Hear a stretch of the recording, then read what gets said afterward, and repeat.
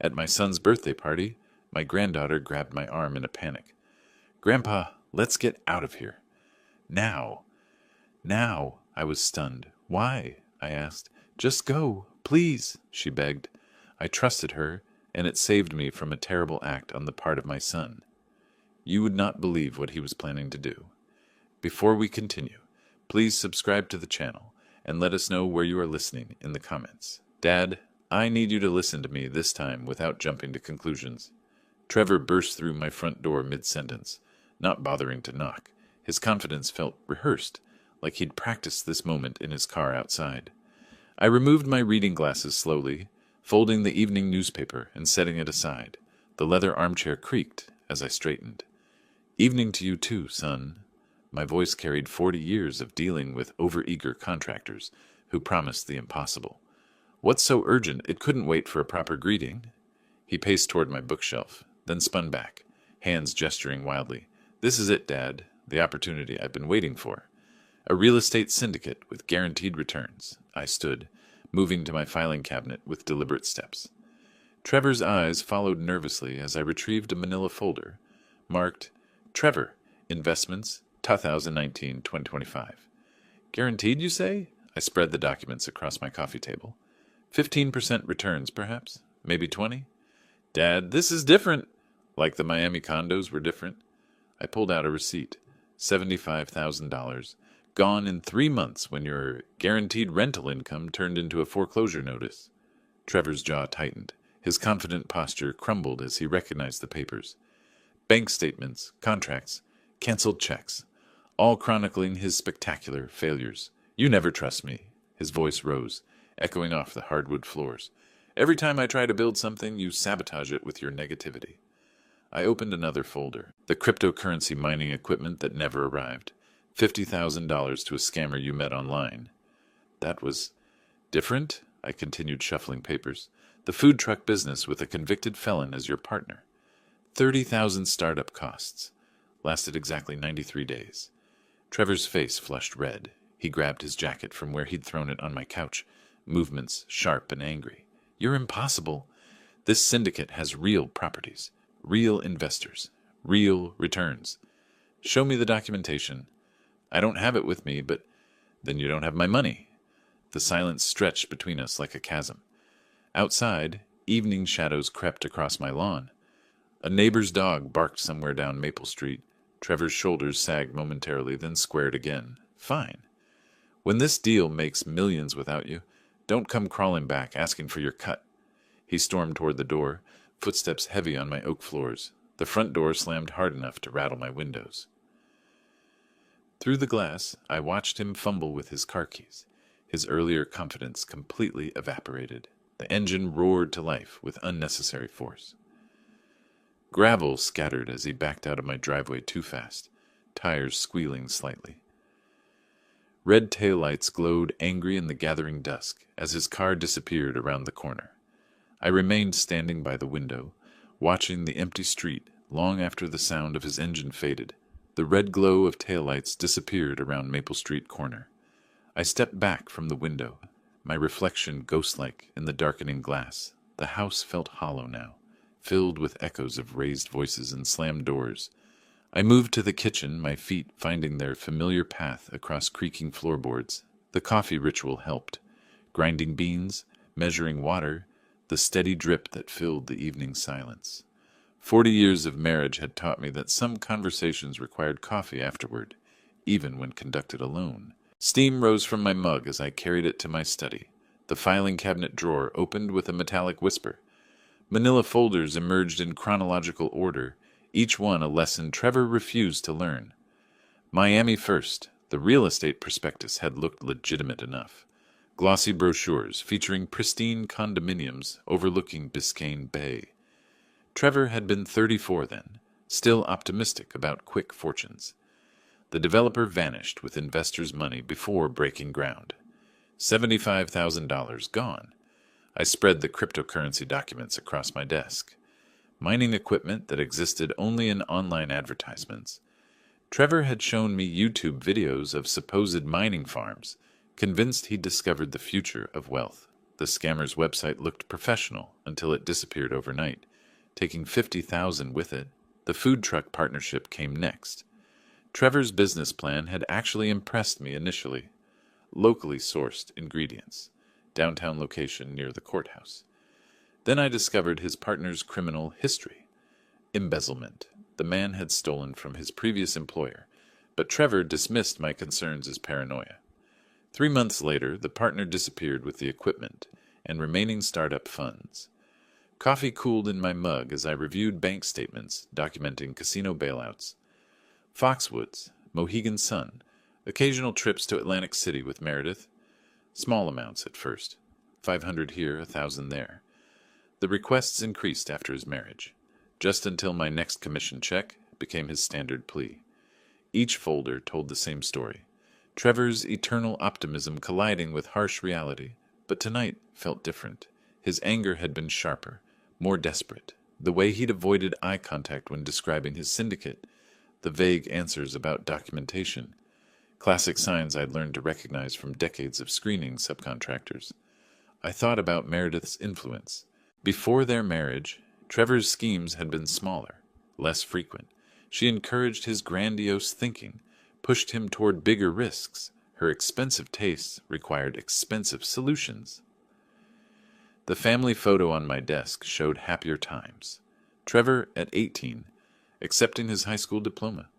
Pride had shone in his eyes then, genuine accomplishment earned through effort. When had that changed? When had he started believing success should come without struggle? My father had built our construction business with calloused hands and 16-hour days. I'd learned by carrying tools, mixing concrete, understanding materials from the ground up. Trevor wanted boardroom success without basement experience.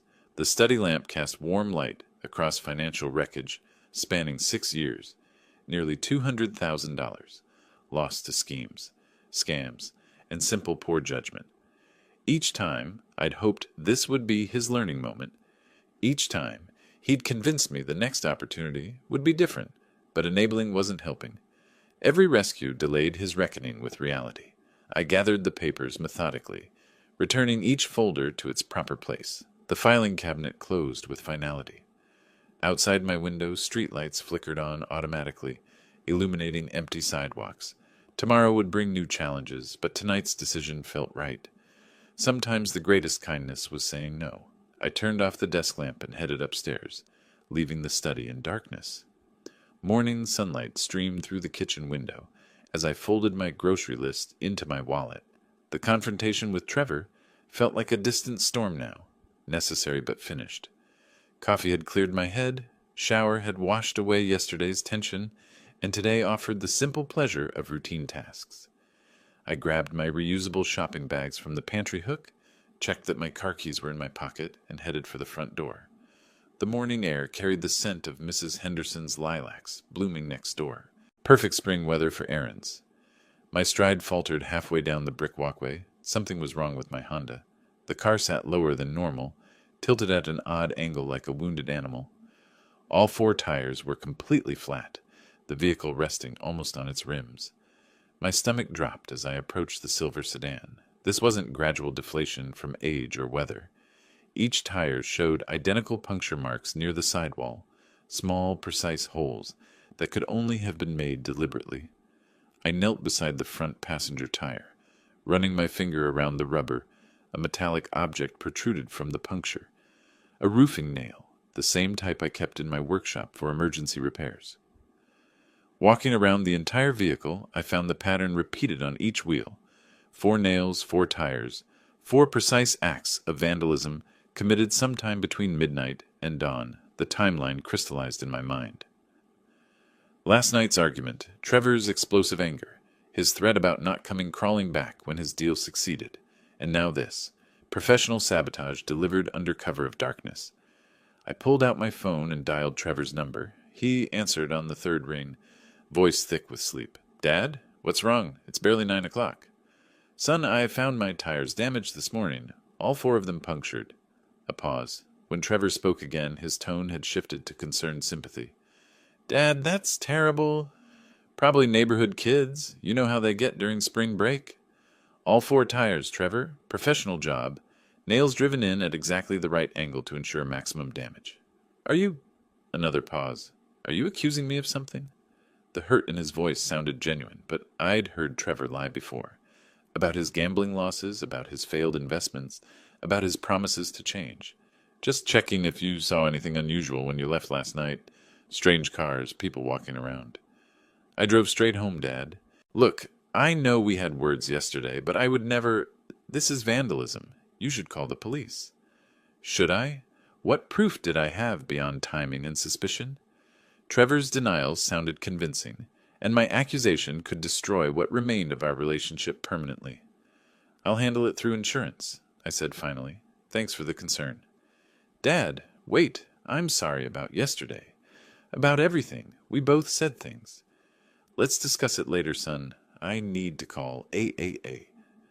The roadside assistance operator estimated 45 minutes for a tow truck. I hung up and stared at my crippled vehicle, feeling suddenly older than my 68 years. Had I been wrong about Trevor, the voice on the phone had carried genuine shock and sympathy. Maybe some neighborhood vandals had targeted my car randomly. Maybe the timing was coincidental, but 40 years of construction work had taught me to recognize patterns, and this pattern pointed toward one conclusion I didn't want to accept. I gathered my shopping bags and headed back toward the house. The grocery trip would have to wait. When the mechanic finally arrived, he confirmed what I already knew. 4 professionally punctured tires, $800 in damage. Back home with a turkey sandwich and yesterday's newspaper, I tried to focus on the sports section instead of distracting myself from the growing suspicion in my gut. The phone rang as I reached for my coffee mug. Trevor's name appeared on the caller ID. Hey, Dad, how's your day going? His voice carried a brightness that seemed forced, like sunshine breaking through storm clouds. Too quickly to be natural. No mention of our morning conversation about the tires. No reference to yesterday's argument.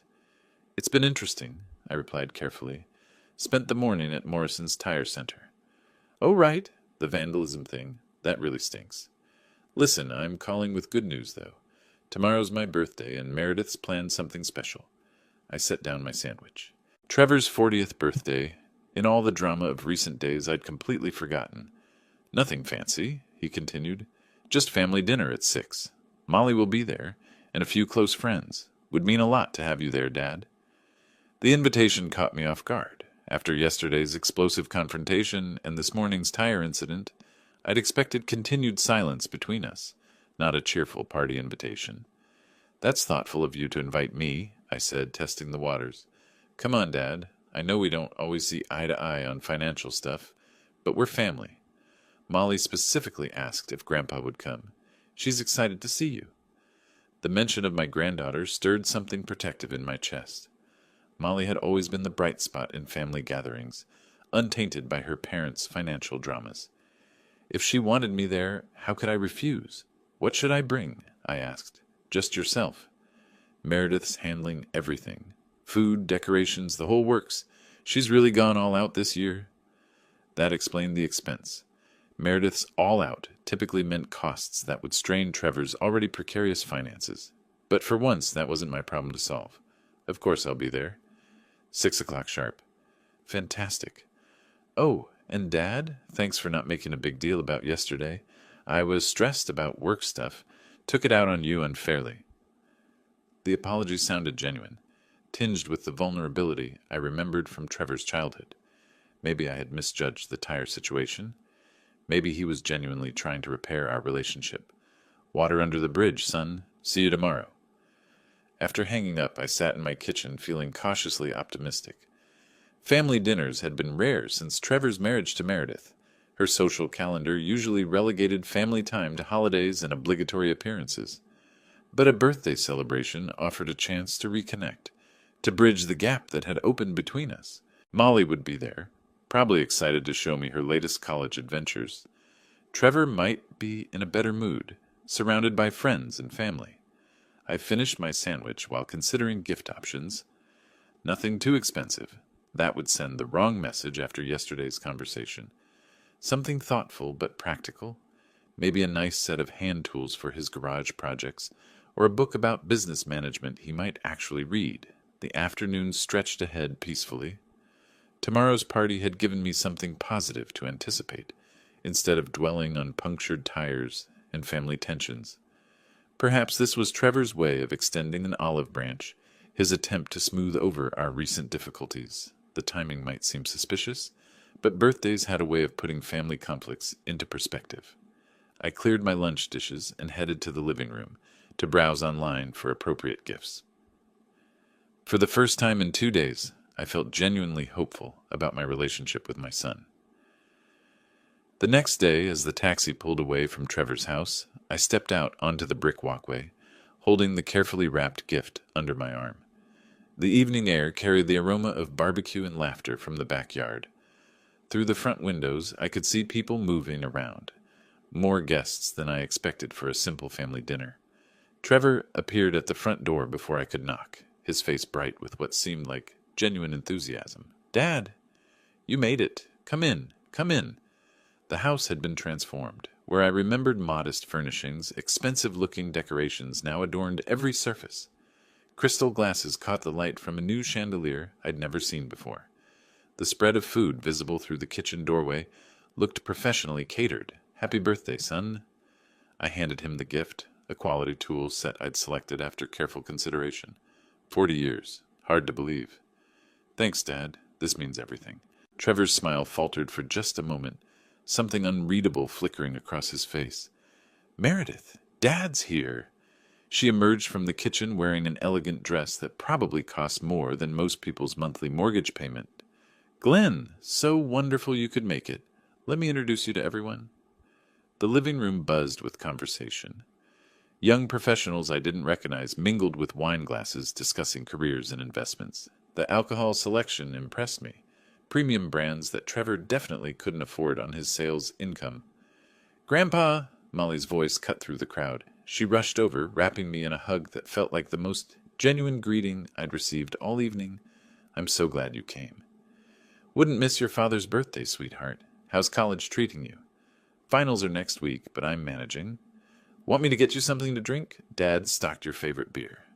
Trevor materialized beside us with an imported bottle I recognized from expensive restaurants.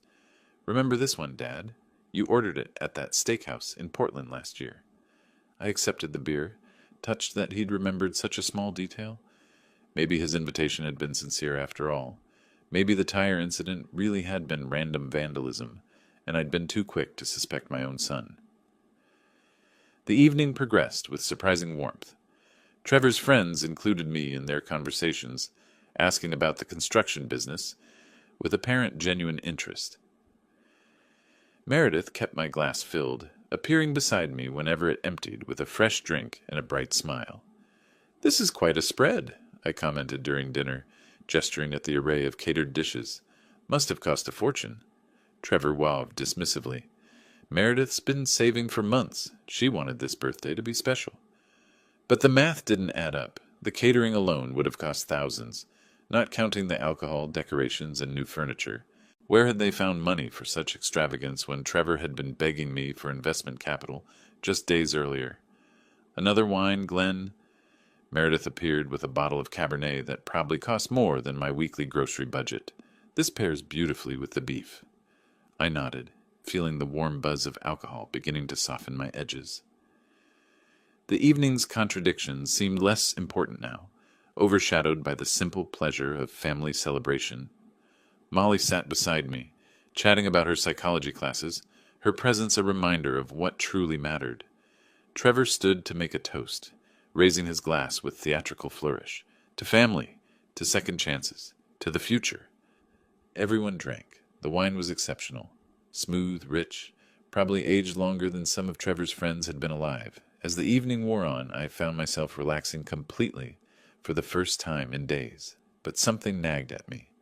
Trevor kept checking his watch. Meredith's smiles, while warm, never quite reached her eyes, and whenever I glanced around the room, I caught them exchanging meaningful looks when they thought I wasn't watching. The party moved into its third hour with no signs of winding down. I settled into Trevor's new leather armchair, another expensive addition I didn't remember from previous visits, watching the animated conversations around me. The wine had left me pleasantly relaxed. my earlier suspicions about tire vandalism and mysterious expenses feeling distant and unimportant. Trevor appeared at my elbow with another drink. Dad, how about I show you the renovations upstairs? We've done some amazing work on the master suite. Now? I glanced around at the ongoing party. Shouldn't you be with your guests? They're having a great time. Come on, I want to show you what we've accomplished. His insistence struck me as odd, but before I could respond, Meredith materialized on my other side. Oh yes, Glenn. You simply must see the new bathroom fixtures. We spared no expense. There was that phrase again, no expense spared, by people who supposedly couldn't afford basic living costs without my financial assistance. As I started to rise from the armchair, Molly suddenly appeared beside me, her face pale and eyes wide with an emotion I couldn't immediately identify. Fear? Panic, Grandpa? She whispered, gripping my arm with surprising intensity. You need to leave, right now. I blinked, certain I'd misheard. What? Please. Her voice carried an urgency that cut through my wine-induced haze. Just go. Trust me, something's wrong. Trevor stepped closer, his smile never wavering. Molly, what are you talking about? Grandpa was just about to see the upstairs. No, he wasn't. Molly's grip on my arm tightened. Grandpa, please. You have to go home. The desperation in my granddaughter's voice sobered me instantly. In 18 years, I'd never seen Molly look frightened. Confused, yes. Frustrated with her parents, certainly. But never this kind of raw terror. I think I should listen to my granddaughter, I said, beginning to stand. It's getting late anyway. Dad, don't be ridiculous. Trevor's cheerful facade cracked slightly. The party's just getting started. We haven't even cut the cake yet. Where are you going, Glenn? Meredith's voice carried a sharp edge despite her continued smile. You can't leave before we've properly celebrated. Something in their coordinated response triggered an alarm I'd learned to trust over 40 years in business. When two people worked this hard to keep you somewhere, it usually meant you needed to be somewhere else. I'm feeling a bit tired, I said, extracting myself from the chair, despite their hovering presence, age catching up with me. Just one more drink, Trevor pressed. I have a special bottle I've been saving. Another time, son. I moved toward the front door, but Trevor stepped into my path. Dad, really? Molly's just being dramatic. College stress, you know how it is. Molly made a sound that might have been a sob. When I looked at her, tears were starting to form in her eyes. That decided it. Thank you for a lovely evening, I said firmly, stepping around Trevor toward the coat closet. I'll call you tomorrow. But Dad, tomorrow, Trevor. I grabbed my jacket and headed for the front door. Behind me, I heard heated whispers between Trevor and Meredith, too low to make out words, but urgent enough to confirm Molly's warning had been justified. The cool night air hit my face as I stepped outside, clearing away the last of the wine's fog. I pulled out my phone and called a taxi, then turned back toward the house. Through the window, I could see Molly watching me, her face a mixture of relief and worry. She pressed her hand against the glass in what looked like a goodbye. Whatever dangers she felt today, I trusted her instincts completely. When the taxi lights came around the corner, I decided to call her to get a full explanation. The taxi pulled away from the curb as I fumbled for my phone, streetlights casting moving shadows across the back seat.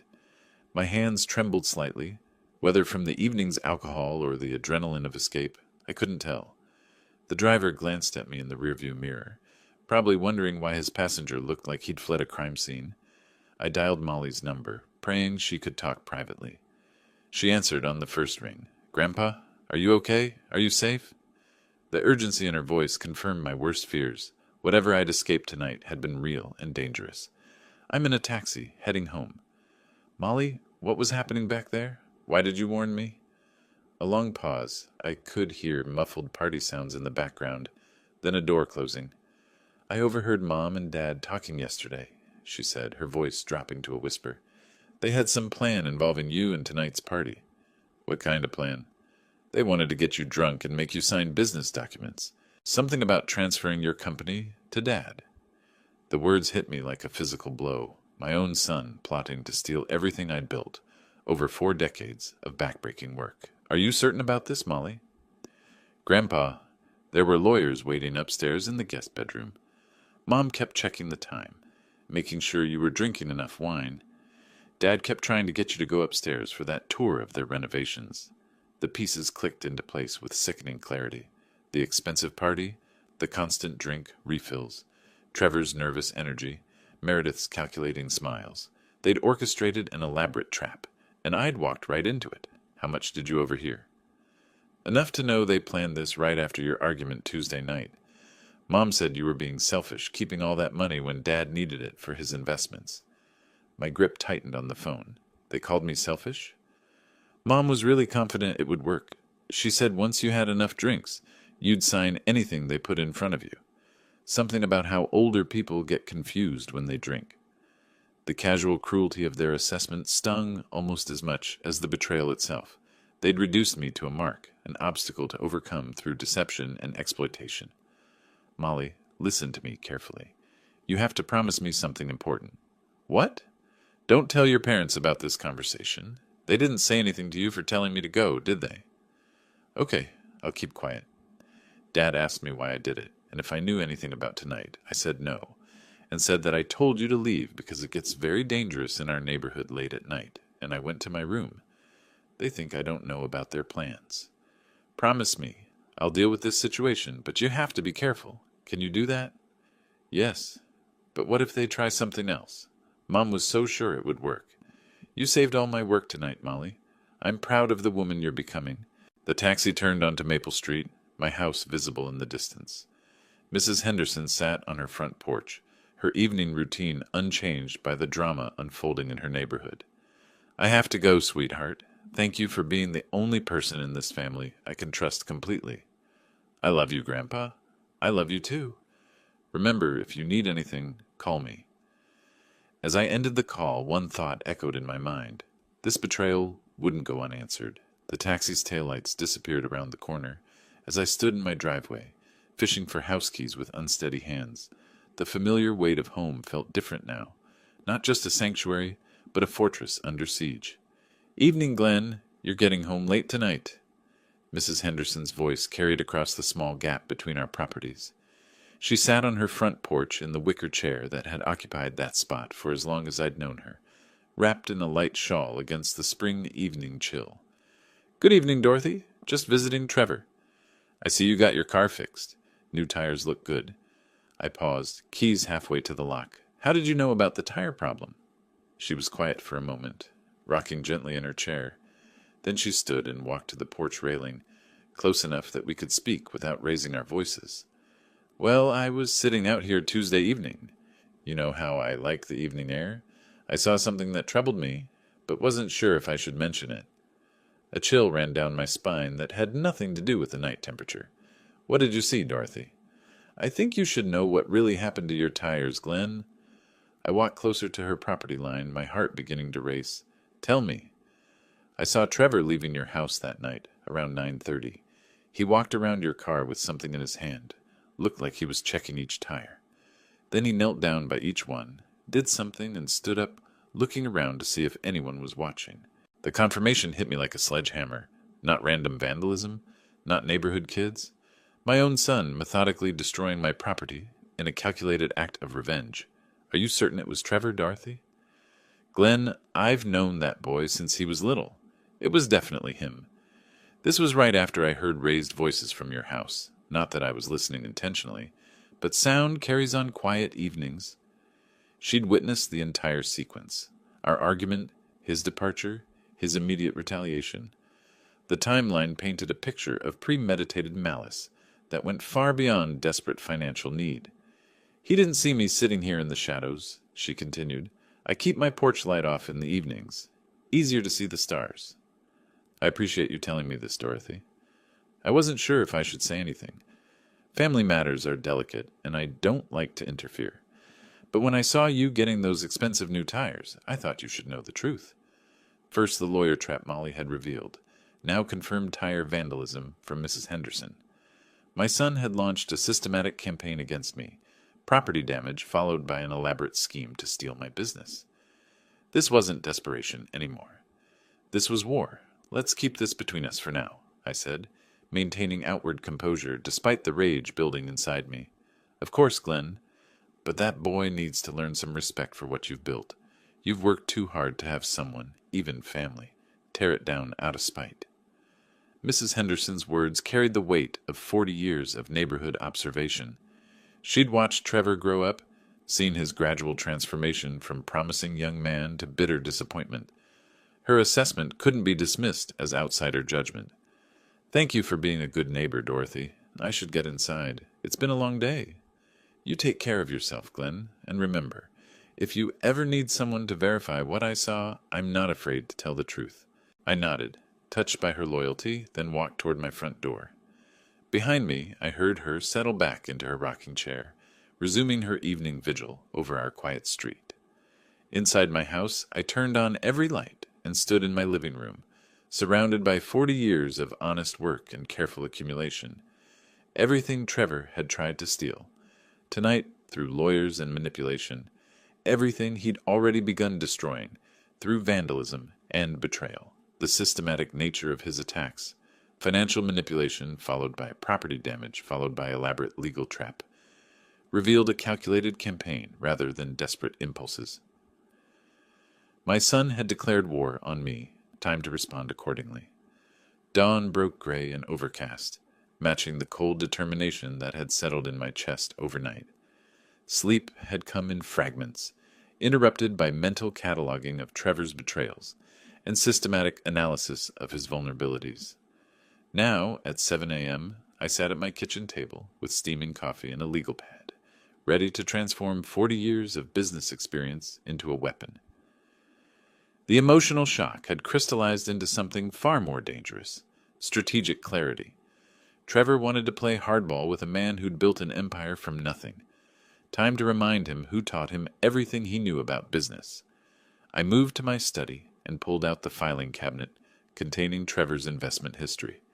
Each manila folder represented a lesson in financial irresponsibility, a pattern of poor judgment that would now serve as ammunition.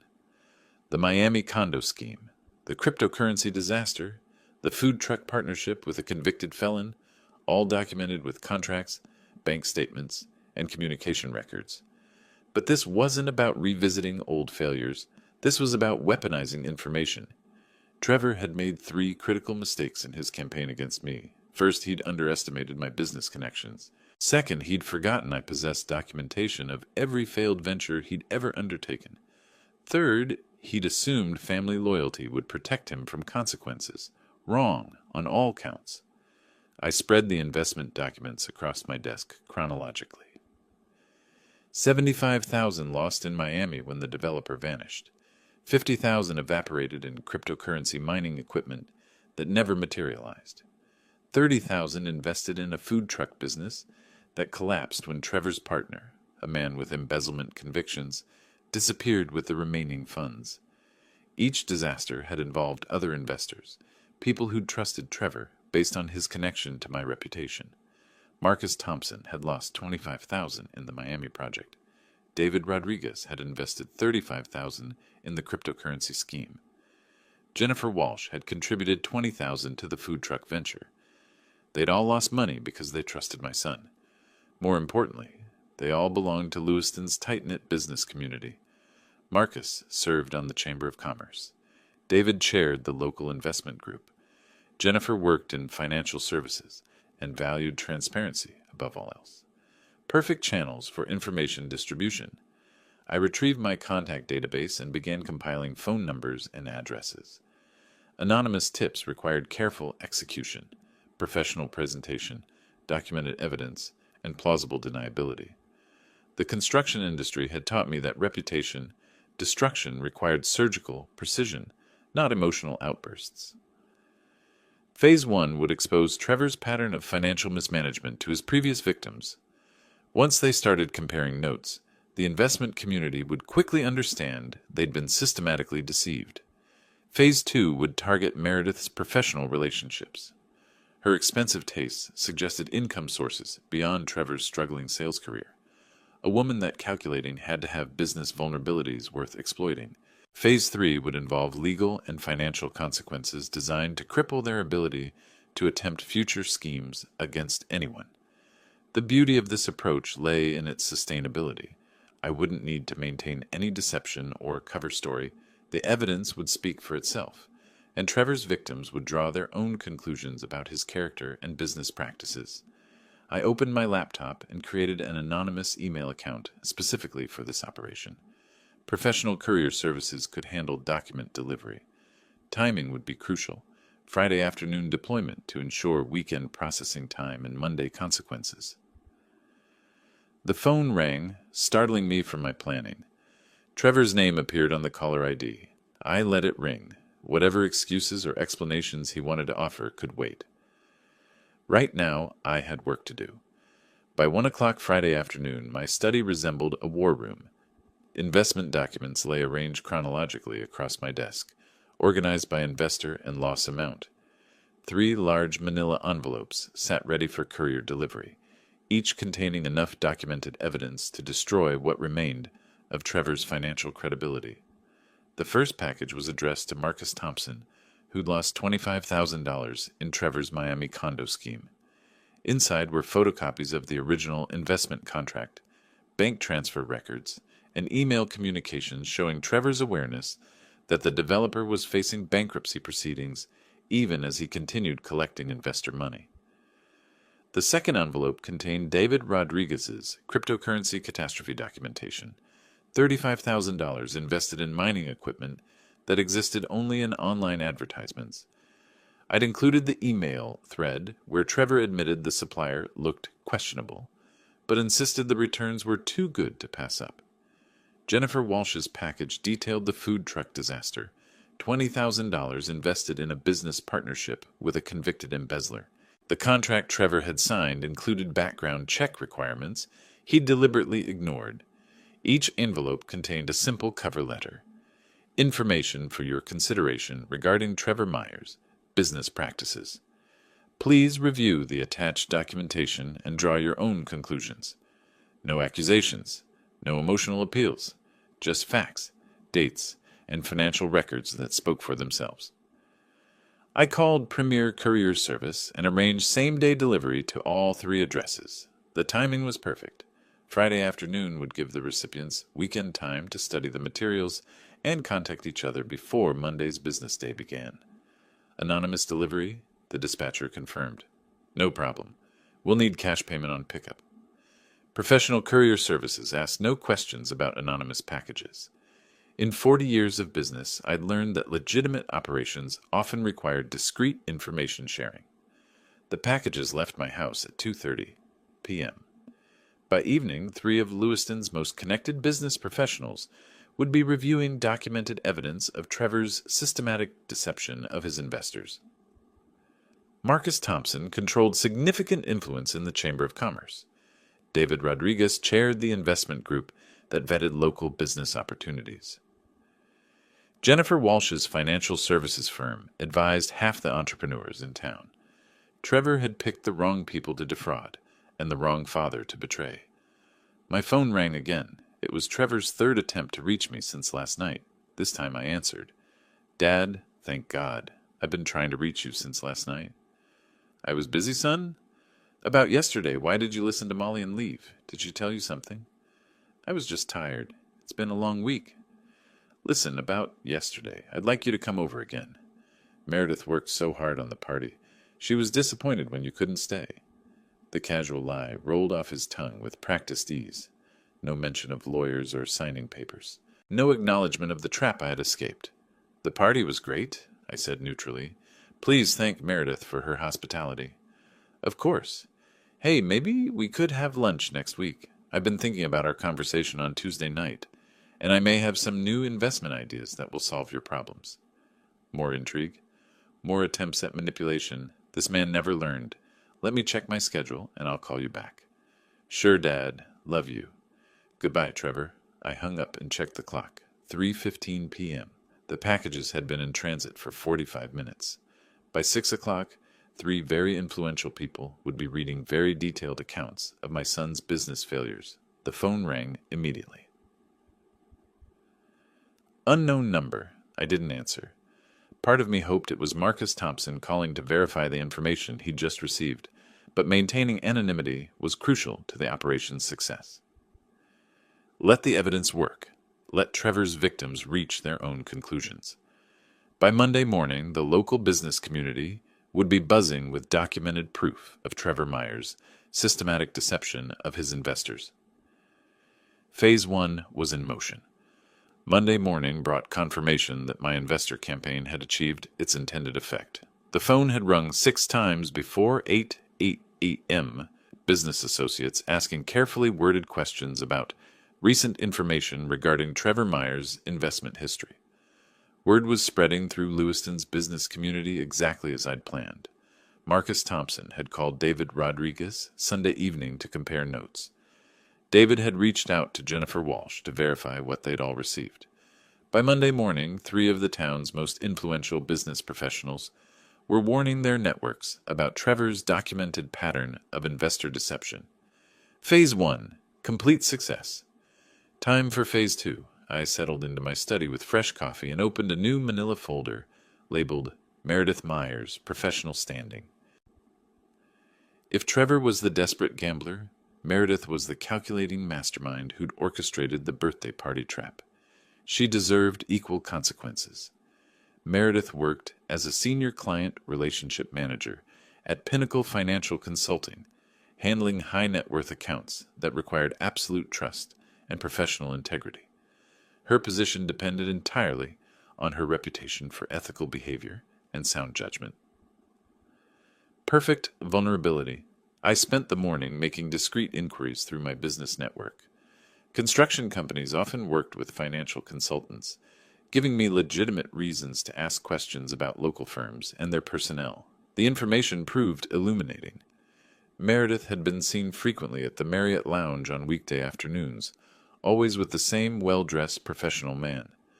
Multiple sources confirmed lengthy conversations over expensive wine during hours when she should have been serving clients. Her companion appeared to be a visiting executive from Portland, married according to his wedding ring, but notably attentive to my daughter-in-law. More interesting was Meredith's spending pattern. Despite Trevor's claimed financial struggles, she'd been purchasing designer clothing, expensive jewelry, and luxury items well beyond their supposed means. Either Trevor had been lying about their finances, or Meredith had income sources he didn't know about. Both possibilities served my purposes. I drafted a professional ethics complaint to Pinnacle Financial's Human Resources Department, carefully documenting the conflict of interest between Meredith's role as a trusted financial advisor and her family's systematic attempt to defraud elderly clients through legal manipulation. The complaint highlighted how someone responsible for protecting clients' financial interests had personally participated in planning to steal my business through fraudulent legal documents and alcohol-induced incompetence. Her employer needed to know that Meredith Myers considered elderly clients' assets legitimate targets for family enrichment schemes. I included documentation of the birthday party expenses, catering, alcohol, decorations that suggested financial resources inconsistent with the struggling family finances Meredith undoubtedly portrayed to colleagues and clients. The anonymous package went out Monday afternoon via professional courier, along with a note suggesting HR investigate Meredith's recent client interactions for possible conflicts of interest or inappropriate financial advice motivated by personal gain. By Tuesday morning, Pinnacle Financial would be conducting an internal investigation of their senior relationship managers' professional ethics and client trust violations. My phone rang as I sealed the envelope. Unknown number. I let it ring, but made note of the time. Trevor was getting desperate, calling from different phones to try reaching me. Good. Desperation led to mistakes, and mistakes created opportunities.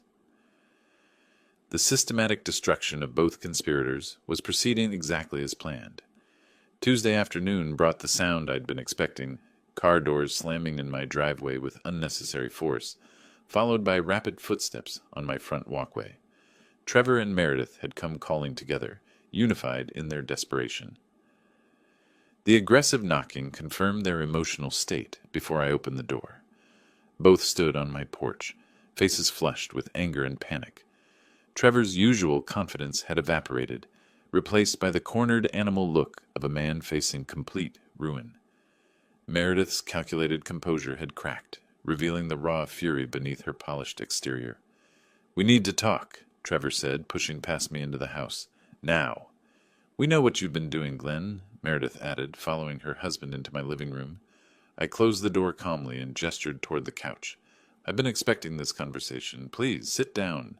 "Don't pretend innocence," Trevor snapped, remaining standing. "You destroyed my business relationships with those anonymous letters. Marcus, David, and Jennifer all got the same information packet about investments you funded years ago." Meredith's professional anger was more controlled, but equally intense. "My employer received an ethics complaint yesterday. HR is conducting a full investigation of my client relationship practices. Someone sent detailed information about our family financial planning." I settled into my leather armchair, the same spot where this entire conflict had begun a week ago. Those complaints contained only factual information. Investors deserved to know about documented patterns of failure. "Factual?" Trevor's voice rose. "You deliberately sabotaged my reputation." "I shared truth," I replied evenly. "If truth damages your reputation, perhaps the problem lies with your actions, not my disclosure." Meredith leaned forward aggressively. "You're destroying my career over a family disagreement." "Let's discuss what really happened," I said, reaching for the folder I'd prepared for this moment. "You planned to steal 40 years of my work through fraud and manipulation." I opened the file, revealing documentation of their systematic betrayal. "Molly told me about the lawyers waiting upstairs at your birthday party. Mrs. Henderson saw Trevor puncture my tires after our argument. This wasn't desperation. This was premeditated theft." The color drained from both their faces as they realized the scope of my knowledge. "Tuesday argument about money," I continued methodically. "Wednesday morning tire vandalism in retaliation. Thursday evening elaborate trap involving alcohol, lawyers, and legal documents designed to transfer my business assets." Trevor's defiance crumbled. "Dad, you don't understand the pressure we're under." "I understand perfectly," I interrupted. "You decided that stealing from your father was easier than building your own success. Meredith orchestrated a sophisticated fraud scheme using her professional knowledge of elder financial manipulation." "This is still family," Meredith protested weakly. "You stopped being family when you planned to rob me," I replied. "Every consequence you're facing now is earned through your own choices." Trevor slumped into the couch, finally understanding the completeness of his defeat. Meredith remained rigid, calculating whether any damage control was possible. "The investors will never trust you again, Trevor. Your business reputation is finished," I continued. "Meredith, your professional ethics investigation will likely end your career. These are natural consequences of attempted theft and fraud." "What about Molly?" Meredith asked desperately. "Molly's future remains secure. Unlike her parents, she chose to protect family instead of exploiting it. Her college education and life prospects are unaffected by your consequences." I stood, indicating the conversation was over. "You declared war on me through systematic betrayal. I responded with systematic truth-telling. Justice isn't revenge, it's accountability." They left without another word, walking to their car with the defeated posture of people who'd gambled everything and lost. I watched from my porch as they drove away, probably heading home to face their destroyed lives and ruined partnership. The phone rang as their taillights disappeared. Molly's name on the caller ID. "Hi, sweetheart." "Grandpa, are you okay? I heard Mom and Dad talking about some kind of investigation." "Everything's fine, Molly. Justice has been served, and your future is safe." "I love you, Grandpa. I love you too." 40 years of honest work remain protected in honest hands. If you like this story, please like this video, subscribe to the channel, and share your impressions of this story in the comments. To listen to the next story, click on the box on the left. Thank you for watching. Thank you for watching. Thank you for watching. Thank you for watching. Thank you for watching. Thank you for watching.